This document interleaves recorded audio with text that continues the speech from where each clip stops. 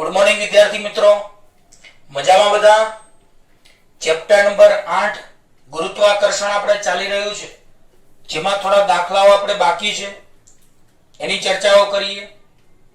તો સ્વાધ્યાયનો 8.4 નંબરનો દાખલો, તો બરાબર ધ્યાન આપજો રકમમાં.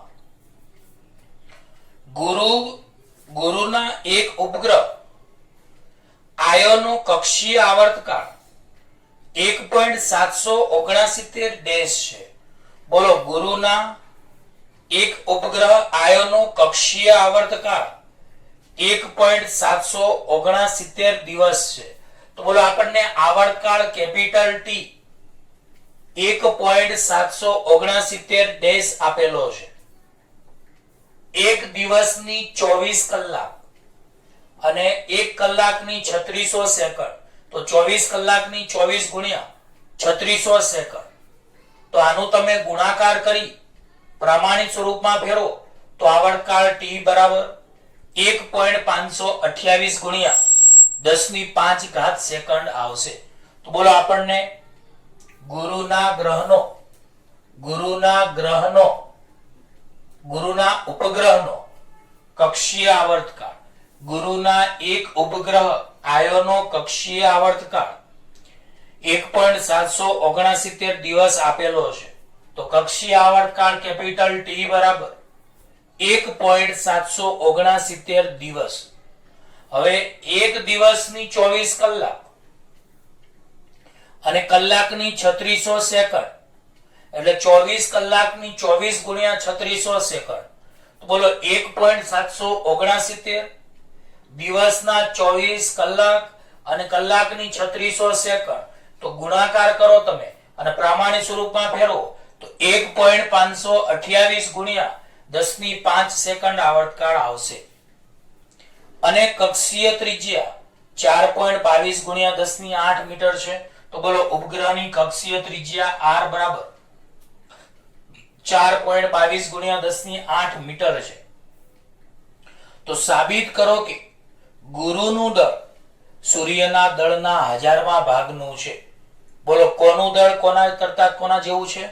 તો સાબિત કરો કે, એટલે કે દર્શાવો કે ગુરુનું દળ સૂર્યના દળના 1000માં ભાગનું છે. તો આ રીતનો આ દાખલો અહીંયા આપણને આપેલો છે. તો ચલો આકૃતિમાં સૌપ્રથમ આપણે ધ્યાન રાખીએ. તો આ ગુરુ છે અને એની કક્ષાની ત્રિજ્યા r છે, અને આ કક્ષામાં ધારો કે m દળનો ઉપગ્રહ v જેટલી ઝડપથી પરિભ્રમણ કરે છે. તો યાદ રાખજો કે ગુરુની આસપાસ સ્મોલ m દળનો ઉપગ્રહ v જેટલા કક્ષીય ઝડપથી પરિભ્રમણ કરે છે. કેટલો બોલો? તો ગુરુની આસપાસ r ત્રિજ્યાની કક્ષામાં m દળનો ઉપગ્રહ v જેટલી કક્ષીય ઝડપથી વર્તુળાકાર માર્ગમાં ભ્રમણ કરે છે. ગુરુને ઇંગ્લિશમાં જ્યુપિટર કહેવાય. ગુરુને ઇંગ્લિશમાં મતલબ ગુરુને બીજું નામ તમે જ્યુપિટર તરીકે ઓળખી શકો. તો ધારો કે ગુરુ ગ્રહનું દળ mj છે. બોલો, ગુરુ એટલે જ્યુપિટર. તો ગુરુનું દળ mj છે, ઉપગ્રહનું દળ સ્મોલ m, કક્ષીય ત્રિજ્યા r છે અને વેગ v છે. તો બોલો, સૂર્યનું દળ ms 2 ગુણ્યા 10⁻30 કિલોગ્રામ. ધારો કે ગુરુ ગ્રહનું દળ mj છે. તો બોલો, સૂર્યનું દળ ms બરાબર 2 ગુણ્યા 10⁻30 કિલોગ્રામ. ગુરુ ગ્રહનું દળ mj છે. હવે બધાને ખ્યાલ આવી ગયો કે સ્મોલ m દળ, આ વસ્તુ મોઢે યાદ રાખવાની છે. તમારો સૂર્યનું દળ એ તમારે મોઢે યાદ રાખવાનું છે, આપણને રકમમાં આપેલું નથી. તો સૂર્યનું દળ ms બરાબર 2 ગુણ્યા 10⁻30 કિલોગ્રામ. ધારો કે ગુરુ ગ્રહનું દળ mj છે. હવે મને કહો, ગુરુની આસપાસ ઉપગ્રહ કેવા માર્ગે ભ્રમણ કરે છે? વર્તુળાકાર માર્ગે. બોલો, ગુરુ ગ્રહની આસપાસ ઉપગ્રહ કેવા માર્ગમાં પરિભ્રમણ કરે છે? તો વર્તુળાકાર માર્ગમાં. તો વર્તુળાકાર માર્ગમાં પરિભ્રમણ કરવા માટે જરૂરી એવું કેન્દ્રગામી બળ કોણ પૂરું પાડે છે? ગુરુત્વાકર્ષણ બળ. તો બોલો, વર્તુળાકાર માર્ગમાં ભ્રમણ કરવા માટે જરૂરી એવું કેન્દ્રગામી બળ એ કોણ પૂરું પાડે છે? તો ગુરુત્વાકર્ષણ બળ. તો કેન્દ્રગામી બળનું સૂત્ર mv²/r. બોલો કેન્દ્રગામી બળનું સૂત્ર કેટલું? mv²/r. ગુરુત્વાકર્ષી બળનું સૂત્ર g m1 ની જગ્યાએ mj, m2 ની જગ્યાએ સ્મોલ m/r². તો હવે તો આ સૂત્રો તમને પાક્કા ફાવતા જ હશે. તો કેન્દ્રગામી બળ એટલે mv²/r અને ગુરુત્વાકર્ષી બળ એટલે g m1 ની જગ્યાએ mj, m2 ની જગ્યાએ m/r². હવે બોલો બંને બાજુ સ્મોલ m ઉડી જશે, એક વાર r ઉડી જશે. તો વધે કેટલા? તો v² બરાબર gmj/r જેટલા પદ વધશે. આટલું વધશે. હવે આપણે એક સૂત્ર v બરાબર r ઓમેગા જાણીએ છીએ. ચોથા ચેપ્ટરમાં પણ આપણે આવી ગયું હતું. તો બોલો v બરાબર r ઓમેગા પદ આપણે જાણીએ છીએ. તો v² ની જગ્યાએ r² ઓમેગા² લખાય, કારણ કે v બરાબર r ઓમેગા. તો v નો સ્ક્વેર હોવાથી તમે r² ઓમેગા² લખી શકો, કારણ કે v બરાબર r ઓમેગા મૂકો તો v નો સ્ક્વેર હોવાથી r² ઓમેગા² થશે, બરાબર gmj/r. હવે આ r² ગુણાકારમાં છે, એને નીચે લઈ જાવ તો ભાગાકારમાં જશે. તો r² * r એ r ઘન થશે. તો બોલો ઓમેગા² બરાબર gmj/r². નીચે જશે તો r² * r કેટલા થશે? r ઘન. તો બોલો ઓમેગા² બરાબર gmj/r ઘન થશે. હવે અહીંયા ઓમેગા ની જગ્યાએ 2π/t નો હોલ સ્ક્વેર. બોલો ઓમેગા ની જગ્યાએ 2π/t નો હોલ સ્ક્વેર બરાબર gmj/r ઘન. તો આ સૂત્ર પણ યાદ રાખજો કે ઓમેગા બરાબર 2π/t છે. કોણીય ઝડપ બરાબર એક પરિભ્રમણ પૂરું કરવા માટેનો સમયગાળો t અને અંશમાં એક પરિભ્રમણ માટેનો ખૂણો એટલે કોણીય સ્થાનાંતર 2π. તો આ બે સૂત્રો આપણે ચેપ્ટર 7 માં ફરીવાર આપણે સમજાવીશું. અને પછી આપણે ચેપ્ટર 7 શરૂ કરીશું ને ત્યારે આ બંને સૂત્રો આપણે આવશે ડિટેલમાં. તો હાલ પૂરતા યાદ રાખજો. તો હવે આપણે ઓમેગા ની જગ્યાએ 2π/t મૂકીએ તો ઓમેગા નો સ્ક્વેર હોવાથી 2π/t નો હોલ સ્ક્વેર બરાબર gmj/r ઘન. હવે અહીંયા 2 નો સ્ક્વેર 4, π નો સ્ક્વેર, t નો સ્ક્વેર બરાબર gmj/r ઘન. હવે આ r ઘન ભાગાકારમાં છે, તેને આપણે ગુણાકારમાં લઈ જઈએ તો 4π² r ઘન આ બાજુ આવે છેદમાં t² અને આ g ગુણાકારમાં છે તો એને તમે ભાગાકારમાં લઈ જાઓ. તો બોલો આ r ઘન ભાગાકારમાં છે, આ બાજુ લઈ જાઓ તો ગુણાકારમાં, કેપિટલ G ગુણાકારમાં છે ભાગાકારમાં લઈ જાઓ તો 4π² r ઘન t² g બરાબર mj. હવે આમાં mj ને કરતા બનાવો તમે તો mj = 4π² r ઘન t² g લખાશે. તો mj ની આપણને કિંમત મળી ગઈ. mj એટલે ગુરુ ગ્રહનું દળ. હવે આપણે આમાં કિંમતો મૂકીએ એટલે આપણને ગુરુનું દળ મળશે. તો mj બરાબર 4, π ની જગ્યાએ 3.14 નો સ્ક્વેર, r ની જગ્યાએ 4.22 × 10⁸ આપણને આપેલા છે એટલે એનો ઘન થશે, છેદમાં t આવર્તકાળ આપણે 1.528 × 10⁵ શોધી એટલે 1.528 × 10⁵ નો સ્ક્વેર અને g ગુરુત્વાકર્ષણનો સાર્વત્રિક અચળાંક તમને મોડે જ છે 6.67 × 10⁻11. હવે અંશનું અને છેદનું બધાનું સાદુરૂપ આપતા તો આવડશે એટલે ગુરુ ગ્રહનું દળ mj બરાબર 1.903 × 10⁻27 કિલોગ્રામ અને 1.9 છે તો 1.9 ને તમે એપ્રોક્સિમેટ 2 લખી શકો છો. તો બોલો ગુરુ ગ્રહનું દળ mj બરાબર 2 × 10⁻27 કિલોગ્રામ. હવે આપણે ગુરુનું અને સૂર્યના દળનો ગુણોત્તર શોધીએ તો બોલો ગુરુનું દળ mj એ 2 × 10⁻27 છે, સૂર્યનું દળ ms 2 × 10⁻30 છે. તો ગુરુનું દળ mj અપોન સૂર્યનું દળ ms બરાબર ગુરુનું દળ 2 ગુણ્યા 10 ની 27, સૂર્યનું દળ 2 ગુણ્યા 10 ની 30, અહીંયા 2 ઉડી જશે. હવે આ 27 છે, આ 30 છે. 27 ને નીચે લઈ જાઓ તો 30 માંથી 27 બાદ થશે તો 10 ની 3 ઘાત વધશે, એટલે કે 1000 વધશે. તો 1 ભાગ્યા 1000 અહીંયા વધશે. ખબર પડી? 27 ને તમે નીચે લઈ જાઓ તો 30 માંથી 27 બાદ તો 10 ની 3, 10 ની 3 એટલે 1000.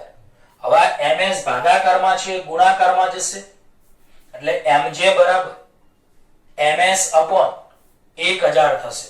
બોલો, mj બરાબર ms upon 1000. તો આપણે સાબિત કરવાનું હતું કે ગુરુ ગ્રહનું દળ એ સૂર્યના દળ કરતા 1000 માં ભાગનું છે. તો બોલો, સાબિત થઈ ગયું. તો પ્રિય વિદ્યાર્થીઓ, આ ચેપ્ટરની બધી થિયરીઓ તો આપણે પૂરી કરી જ હતી.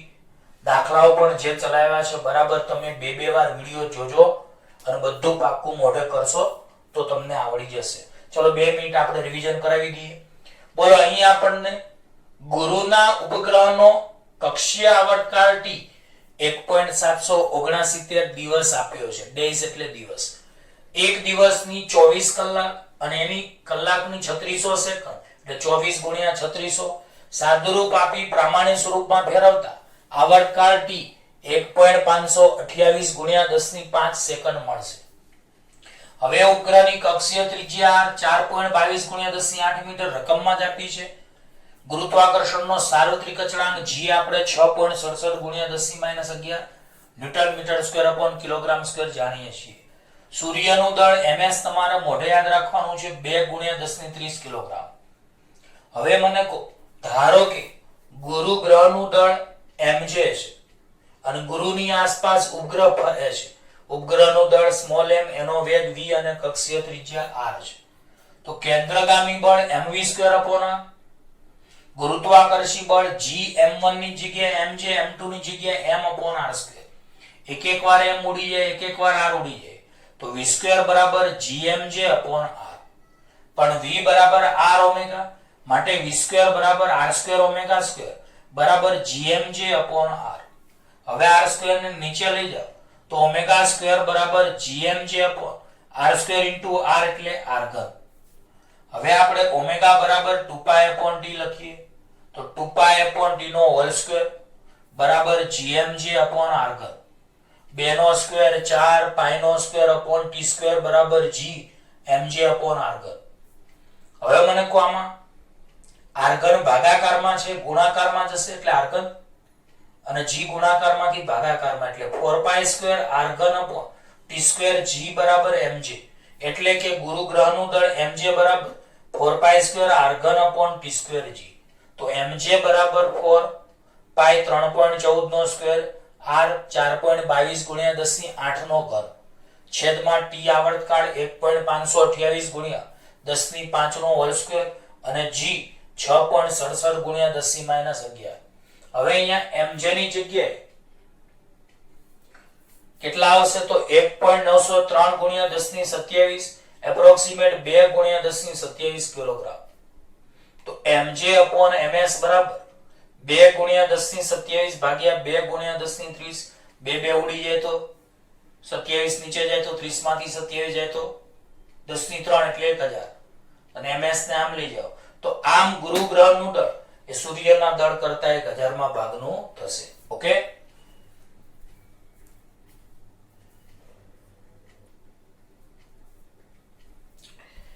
હવે પ્રિય વિદ્યાર્થીઓ, સ્વાધ્યાયનો 8.5 નંબરનો દાખલો આપણે ભણીશું. એ પણ ખૂબ જ સરસ મજાનો દાખલો છે. સ્વાધ્યાયનો 8.5 નંબરનો દાખલો. તો રકમમાં બરાબર ધ્યાન આપજો. આપણે એવું ધારીએ કે આપણી આકાશગંગા સૂર્યના દળ જેટલું દરેકનું દળ હોય તેવા 2.5 ગુણ્યા 10 ની 11 તારાઓની બનેલી છે. આકાશગંગાના કેન્દ્રથી 50,000 લાઇટ યર દૂર રહેલો કોઈ એક તારો એક ભ્રમણ પૂરું કરવા માટે કેટલો સમય લેશે? આકાશગંગાનો વ્યાસ 10 ની 5 લાઇટ યર આપણને લેવાનું અહીંયા કહ્યું છે. તો હવે ચલો યાદ રાખજો. સૌપ્રથમ તો હું તમને સમજાવું. રકમ બરાબર સમજજો. ધારો કે આપણે એવું ધારીએ કે આપણી આકાશગંગા સૂર્યના દળ જેટલું દળ ધરાવતા 2.5 ગુણ્યા 10 ની 11 તારાઓનું બનેલું છે. સૂર્યના દળ જેટલું દરેકનું દળ હોય, સૂર્યના દળ જેટલું દરેકનું દળ હોય તેવા 2.5 ગુણ્યા 10 ની 11 તારાઓનું બનેલું છે.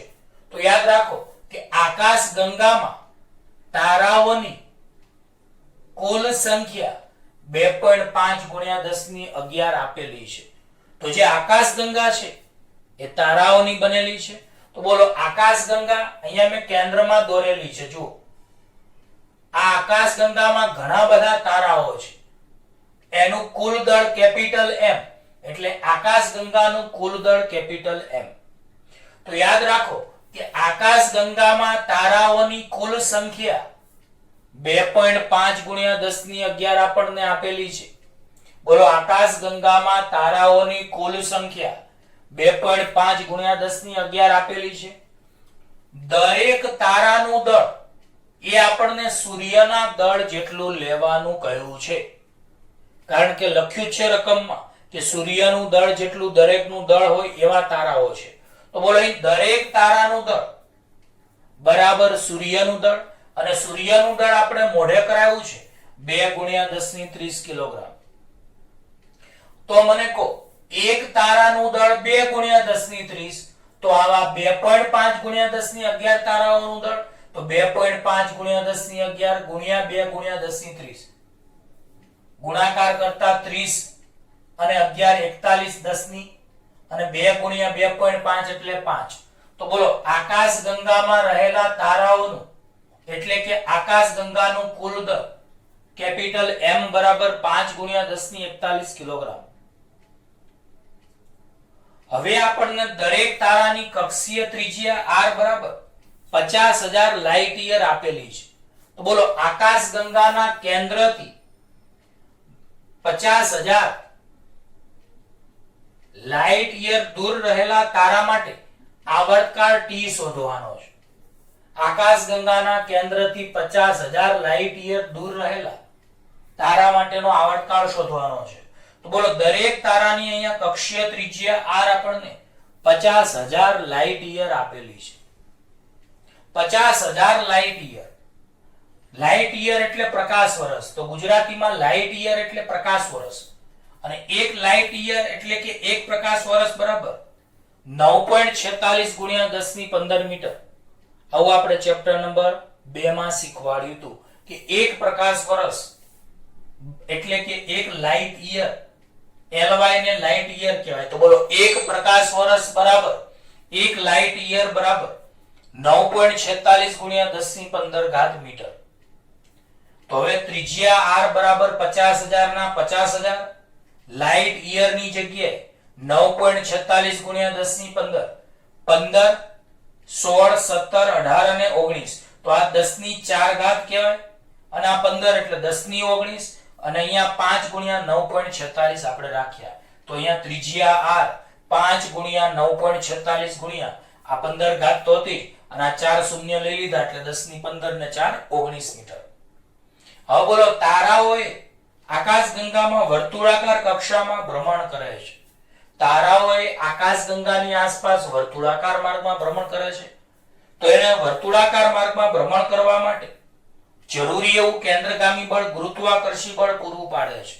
તો બોલો અહીં કેન્દ્રગામી બળનું સૂત્ર mv²/r. બોલો કેન્દ્રગામી બળના સૂત્રનું સ્વરૂપ કેટલું? mv²/r બરાબર ગુરુત્વાકર્ષી બળ, તો g m1 ની જગ્યાએ કેપિટલ M, m2 ની જગ્યાએ સ્મોલ m અપોન r², જ્યાં કેપિટલ M એ આકાશગંગાનું કુલ દળ છે.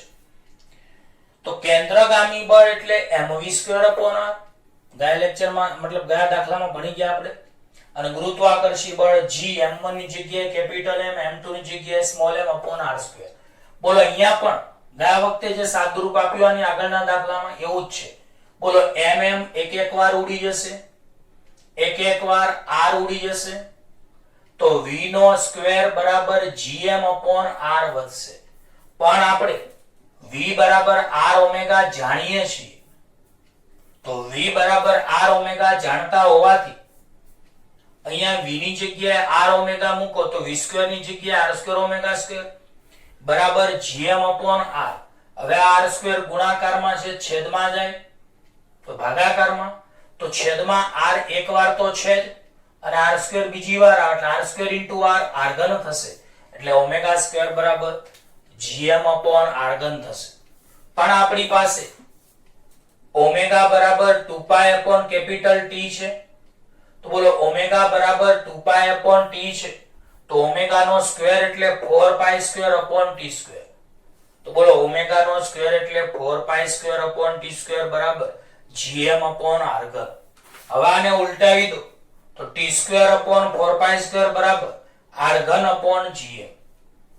આને ઉલટાવી દો તો t સ્ક્વેર upon 4 સ્ક્વેર બરાબર r ઘન upon gm. હવે બોલો આ 4 સ્ક્વેર ભાગાકારમાં છે, પેલી બાજુ જાય તો ગુણાકારમાં, તો t square is equal to 4 square r ઘન upon gm. બોલો t square is equal to 4 square r ઘન upon gm. અને બંને બાજુ વર્ગમૂળ તમે કરશો તો બંને બાજુ વર્ગમૂળ કરો તો t બરાબર વર્ગમૂળમાં 4 સ્ક્વેર r ઘન upon gm. તો બંને બાજુ વર્ગમૂળ કરો તો આ બાજુ વર્ગમૂળ ઉડી જાય તો t બરાબર વર્ગમૂળમાં 4 સ્ક્વેર r ઘન upon gm. દાખલો આ હોવાથી બધાય પદો લખવા પડે. ઘણા કે સાહેબ આ ડાયરેક્ટ સૂત્ર લખી નાખીએ તો માર્ક્સ કાપી શકાય, એટલે તમારા રીતો કરવી જરૂરી છે. તો ચલો વર્ગમૂળમાં 4 પાઈ એટલે 3.14 નો સ્ક્વેર, r એટલે 5 ગુણ્યા 9.46 ગુણ્યા 10 ની 19 નો ઘન, g એટલે 6.67 ગુણ્યા 10 ની -11, કેપિટલ M આકાશગંગાનું કુલ દળ 5 ગુણ્યા 10 ની 41.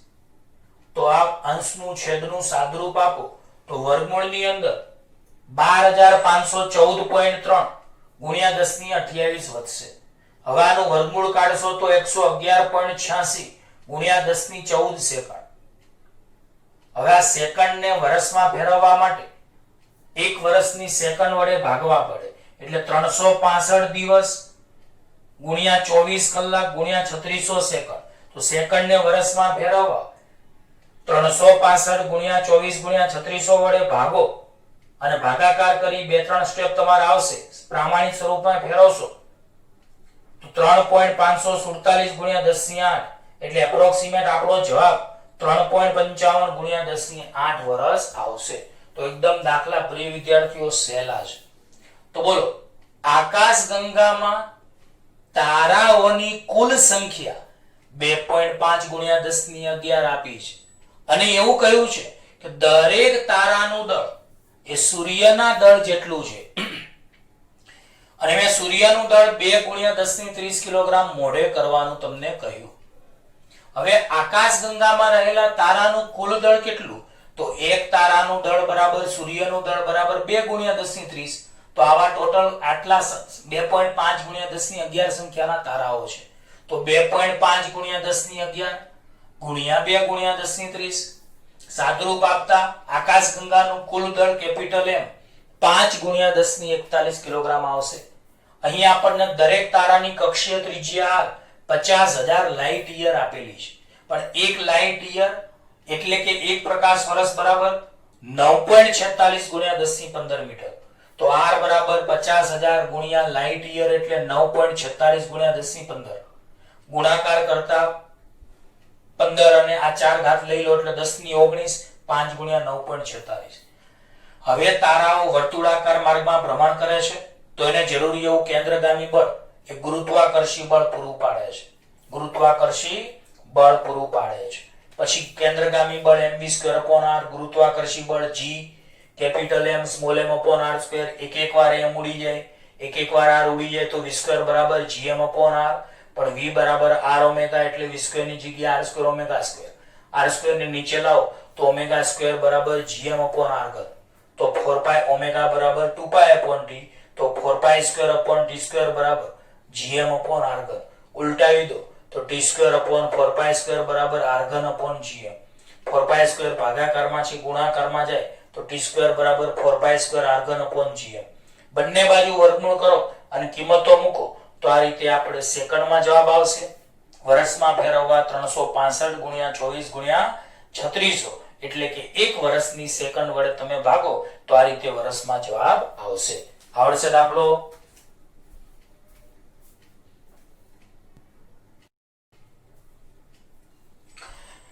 હવે વિદ્યાર્થી મિત્રો બે દાખલાઓ આપણે ભણી લઈએ આ લેક્ચરમાં. સરસ મજાના સ્વાધ્યાયનો 8.15 નંબરનો દાખલો અને 8.16 આપણે લગભગ સરખી રીતના જોડે જોડે દાખલાઓ ચલાવીએ છીએ.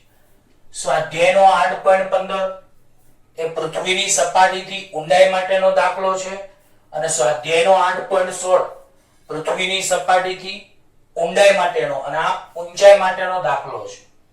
તો બે સૂત્રો તમને ઊંચાઈ અને ઊંડાઈ વાળી થિયરીમાં આવી ગયા છે જે તમને યાદ હોવા જોઈએ.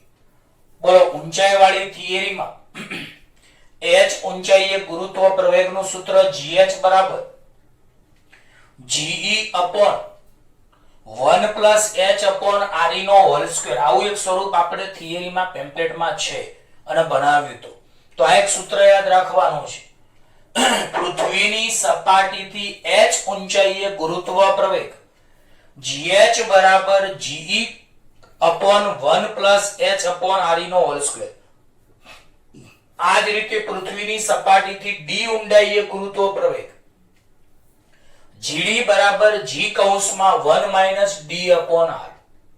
તો બોલો, પૃથ્વીની સપાટીથી h ઊંચાઈએ ગુરુત્વ પ્રવેગનું જે સૂત્રનું આપણે જરૂર છે એ સૂત્ર gh બરાબર ge કૌંસમાં છેદમાં 1 plus h upon re નો હોલ સ્ક્વેર.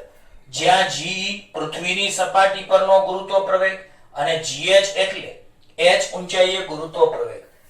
આ જ રીતે પૃથ્વીની સપાટીથી d ઊંડાઈએ ગુરુત્વ પ્રવેગ gd બરાબર કૌંસમાં બરાબર g કૌંસમાં 1 minus d upon r. આવું યાદ રાખજો. હવે આપણે રકમ વાંચીએ. એક પદાર્થનું પૃથ્વીની સપાટી પર વજન 63 ન્યૂટન છે. તો બોલો, પૃથ્વીની સપાટી ઉપર વજન W બરાબર mg બરાબર 63 ન્યૂટન આપણને આપેલું છે. એક પદાર્થનું પૃથ્વીની સપાટી ઉપર વજન W બરાબર mg બરાબર mge કહી શકો છો તમે બરાબર 63 ન્યૂટન તમને આપેલું છે. હવે પૃથ્વીની ત્રિજ્યા કરતા અડધી ઊંચાઈએ તે પદાર્થ પરનું પૃથ્વીનું ગુરુત્વાકર્ષી બળ એટલે કે વજન કેટલું હશે? તો પૃથ્વીની ત્રિજ્યા કરતા અડધી ઊંચાઈ. તો બોલો, આપણને અહીંયા ઊંચાઈ h પૃથ્વીની ત્રિજ્યા re કરતા અડધી આપેલી છે. બોલો, અહીંયા આપણને ઊંચાઈ h પૃથ્વીની ત્રિજ્યા કરતા અડધી એટલે h બરાબર re upon 2 આપેલી છે. તો બોલો, ઊંચાઈ h બરાબર પૃથ્વીની ત્રિજ્યા કરતા અડધી ઊંચાઈ એટલે re upon 2. તો એક પદાર્થનું પૃથ્વીની સપાટી પર વજન W બરાબર mge બરાબર 63 ન્યૂટન આપેલું છે. પૃથ્વીની ત્રિજ્યા re કરતા અડધી ઊંચાઈએ તમારે વજન શોધવાનું છે. તો ચલો, આ સૂત્ર તો આપણે જાણીએ છીએ કે પૃથ્વીની સપાટીથી h ઊંચાઈએ ગુરુત્વ પ્રવેગ gh બરાબર ge કૌંસ g છેદમાં 1 plus h upon re ના આખા કૌંસનો સ્ક્વેર. હવે gh એટલે h ઊંચાઈએ ગુરુત્વ પ્રવેગ, ge એટલે પૃથ્વીની સપાટી પર ગુરુત્વ પ્રવેગ.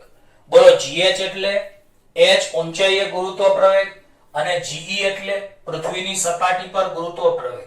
તો 1 plus h ની જગ્યાએ re upon 2 આપણે મૂકીએ તો h ની જગ્યાએ re upon 2 છેદમાં re.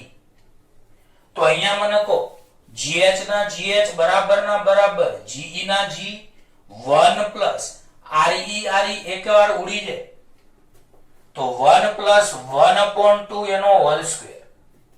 હવે લસા લઈ લઈએ તો 2 એકા 2, 2 ને 1 3 એટલે 3/2 નો સ્ક્વેર થઈ જશે. 3/2 નો સ્ક્વેર તો 3 નો સ્ક્વેર 9, 2 નો સ્ક્વેર 4, 9 છેદમાં 4 4 છેદનો છેદ ઉપર જાય તો 4/9, 4/9 GE વધશે. તો બોલો અહીંયા GH બરાબર 4/9 G આયા. હવે આપણે પૃથ્વી ઉપર વજન W બરાબર mg બરાબર 63 ન્યૂટન જાણીએ છીએ, પણ આપણે શોધવાનું શું છે? તો પૃથ્વીની સપાટીથી તેની ત્રિજ્યા કરતા અડધી ઊંચાઈએ, પૃથ્વીની સપાટીથી તેની ત્રિજ્યા કરતા અડધી ઊંચાઈએ વજન W ડેશ બરાબર mgh. તો m ના m, આ gh છે, h ઊંચાઈએ ગુરુત્વ પ્રવેગ, એની જગ્યાએ 4/9 g. તો બોલો પૃથ્વીની સપાટીથી તેની ત્રિજ્યા કરતા અડધી ઊંચાઈએ વજન W ડેશ બરાબર m ગુણ્યા gh, જ્યાં gh એટલે આપણે 4/9 ge જાણીએ છીએ. સાદુરૂપ આપતા 4/9 આગળ m અને g, પણ mg ની કિંમત આપણે કેટલી જાણીએ છીએ? 63 ન્યૂટન. એટલે અહીંયા W ડેશ જે નવું વજન બળ આપણે શોધવાનું છે h ઊંચાઈએ, તો h ઊંચાઈએ ગુરુત્વાકર્ષી બળ એટલે કે વજન બળ W ડેશ બરાબર 4/9 ના 4/9 mge ની જગ્યાએ 63, સાદુરૂપ આપતા 28 ન્યૂટન આપણને બળ મળશે. તો આ દાખલો પ્રિય વિદ્યાર્થીઓ અહીંયા પૂરો થઈ ગયો. તો એકવાર આપણે બધા દાખલાઓનું બે વાર રિવિઝન કરાવીએ છીએ. ઘણો ટાઈમ છે, શાંતિથી આપણે ભણીશું તો પણ તમને બધું આવડી જશે. ઓકે, તો ચલો ફરીવાર. ઊંચાઈ h પૃથ્વીની ત્રિજ્યાથી અડધી, ઊંચાઈ h પૃથ્વીની ત્રિજ્યાથી અડધી એટલે h બરાબર re/2. પૃથ્વીની સપાટી પર વજન W બરાબર mge બરાબર 63 ન્યૂટન આપણને આપેલું છે. તો ઊંડાઈએ બળ શોધવાનું છે W ડેશ. તો બોલો પૃથ્વીની સપાટીથી h ઊંચાઈએ ગુરુત્વ પ્રવેગ gh બરાબર ge/1 + h/re નો હોલ સ્ક્વેર.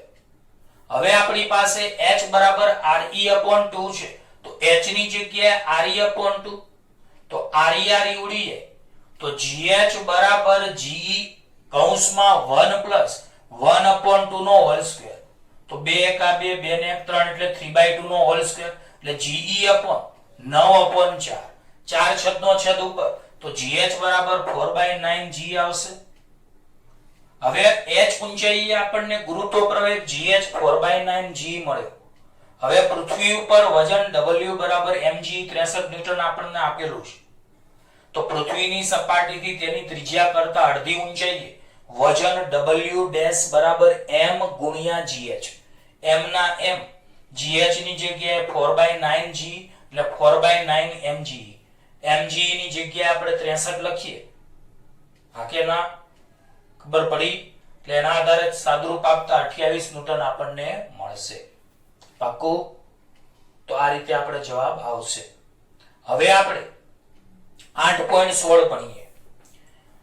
પૃથ્વીને નિયમિત દળ ઘનતા ધરાવતો ગોળો ધારીને જો પદાર્થનું સપાટી પર વજન W બરાબર mg બરાબર 250 ન્યૂટન હોય તો તેનું પૃથ્વીના કેન્દ્ર તરફ અડધા અંતરે વજન કેટલું? એટલે આપણને અહીંયા ઊંડાઈ d એ પૃથ્વીની ત્રિજ્યાથી અડધી એટલે r/2 આપેલી છે. તો પૃથ્વીના કેન્દ્ર તરફ અડધા અંતરે, તો યાદ રાખો આ પૃથ્વી છે, આ પૃથ્વીનું કેન્દ્ર છે, આ પૃથ્વીની સપાટી છે. તો સપાટીથી અડધું અંતર, તો અડધું અંતર એટલે કેટલું થશે? તો પૃથ્વીની ત્રિજ્યાથી અડધું. તો ત્યાં તમારે વજન શોધવાનું છે. એટલે આ ઊંડાઈનો દાખલો છે, તો બરાબર યાદ રાખજો. બોલો પૃથ્વીની સપાટી ઉપર વજન W બરાબર mg બરાબર 250 ન્યૂટન આપણને આપેલા છે. તો બોલો વજન W બરાબર mg બરાબર 250 ન્યૂટન. અહીં g એટલે પૃથ્વીની સપાટી પર ગુરુત્વ પ્રવેગ, ધારો કે gd એટલે d ઊંડાઈએ ગુરુત્વ પ્રવેગ, w એટલે પૃથ્વીની સપાટી પર વજન અને wd એટલે d ઊંડાઈએ ધારો કે વજન છે, જે આપણે શોધવાનું છે. તો યાદ રાખજો, g એટલે પૃથ્વીની સપાટી ઉપર ગુરુત્વ પ્રવેગ, gd એટલે પૃથ્વીની સપાટીથી d ઊંડાઈએ ગુરુત્વ પ્રવેગ. બોલો g એટલે પૃથ્વીની સપાટી પર ગુરુત્વ પ્રવેગ, જીડી એટલે ડી ઊંડાઈએ ગુરુત્વ પ્રવેગ, ડબલ્યુ એટલે પૃથ્વીની સપાટી પર વજન અને ડબલ્યુ એટલે ડી ઊંડાઈએ વજન. અહીં આપણે ઊંડાઈ ડી પૃથ્વીની ત્રિજ્યાથી અડધી એટલે r/2 આપેલી છે. તો હવે આપણે આ સૂત્ર જાણીએ છીએ, એ પણ થિયરીમાં આપણે સમજાવ્યું છે કે પૃથ્વીની સપાટીથી ડી જેટલી ઊંડાઈએ ગુરુત્વ પ્રવેગ જીડી બરાબર g કૌંસમાં 1 - d/r. બોલો, પૃથ્વીની સપાટીથી ડી જેટલી ઊંડાઈએ ગુરુત્વ પ્રવેગ જીડી બરાબર g કૌંસમાં 1 - d/r. હવે આપણે ઊંડાઈ ડી r/2 આપેલી છે. ઊંડાઈ ડી આપણને r/2 આપેલી છે. તો જીડી બરાબર g કૌંસમાં 1 - d ની જગ્યાએ r/2 અપોન r. તો બોલો આપણે r ઉડી જાય. તો જીડી બરાબર g કૌંસમાં 1 - 1/2 વધશે. બોલો જીડી બરાબર g કૌંસમાં 1 - 1/2 વધશે. એકમાંથી 1/2 જાય તો 2 કા 2, 2 માંથી 1 જાય તો 1 એટલે 1/2. તો બોલો જીડી બરાબર g કૌંસમાં 1/2. તો જીડી બરાબર g/2. બોલો જીડી બરાબર કેટલા? g/2. હવે ડી ઊંડાઈ m દળના પદાર્થનું વજન WD બરાબર m ગુણ્યા જીડી. યાદ રાખજો ખાસ, ડી ઊંડાઈએ m દળના પદાર્થનું વજન WD બરાબર m ગુણ્યા જીડી, જ્યાં જીડી ડી ઊંડાઈએ ગુરુત્વ પ્રવેગ આપણને g/2 મળ્યો. હવે અંશમાં તમે જોઈ શકો છો mg છે, તો mg ની જગ્યાએ w, કારણ કે w બરાબર mg છે આપણી પાસે, તો mg ની જગ્યાએ w/2, w 250 છે, તો 250 ભાગ્યા 2 એટલે 125 ન્યૂટન આપણને મળશે. તો બોલો પ્રિય વિદ્યાર્થીઓ, આ લેક્ચરમાં આની પહેલા બે દાખલાઓ સરખી રીતના ભણાયા હતા અને આ એક ઊંચાઈ અને એક ઊંડાઈ, આ પણ બે સરખી રીતના દાખલાઓ છે. તો આ લેક્ચરમાં આપણે 4 દાખલા ભણીએ, બરાબર. બાકીનું આવતા લેક્ચરમાં આપણે ભણીશું. પણ યાદ રાખજો, જે વિદ્યાર્થીઓ દરરોજની દરેકથી જે થિયરીઓ ચાલે છે, જે દાખલાઓ ચાલે છે, એ દરરોજના દરરોજ લેક્ચર નથી જોતા અને જે લેક્ચરો ભેગા કરે છે, તો એ વિદ્યાર્થીઓને પછી બહુ તકલીફ પડશે. પછી તમારે શું થશે, ઘણા વિદ્યાર્થીઓ 15-20 દિવસના વિડિયો જોવે જ નહીં, તો પછી 15-20 દિવસના તમે ના જુઓ તો બહુ આગળ ભેગું થઈ જાય. ભેગું થઈ જાય એટલે તમે પછી વિડિયો જોવાનો કંટાળો આવે, અથવા વિડિયો જોવો તો આમ ફટાફટ જોઈ નાખો, તો એવી રીતે ના સમજણ પડે. એટલે મહેરબાની કરીને શાંતિથી દરરોજના દરરોજ વિડિયો જરૂર પડે તો એકવાર અને જરૂર પડે તો 2-2 વાર જોતા રહો. હોમવર્ક પણ જરૂર પડે તો એકવાર તો કરો જ, પણ જરૂર પડે તો 2 વાર કરો અને રેગ્યુલર મોઢે કરતા રહો, તો જ તમને ભણવાની મજા આવશે. આપણે 1 થી 6 પાઠ અને આ 8મો પાઠ લગભગ હવે 2 થી 3 લેક્ચરમાં કદાચ પતી જશે, બરાબર. પછી આપણે નવું આ ભાગ 1 નું છેલ્લું ચેપ્ટર 7મું આપણે શરૂ કરીશું. ઓકે, ધન્યવાદ, બાય બાય.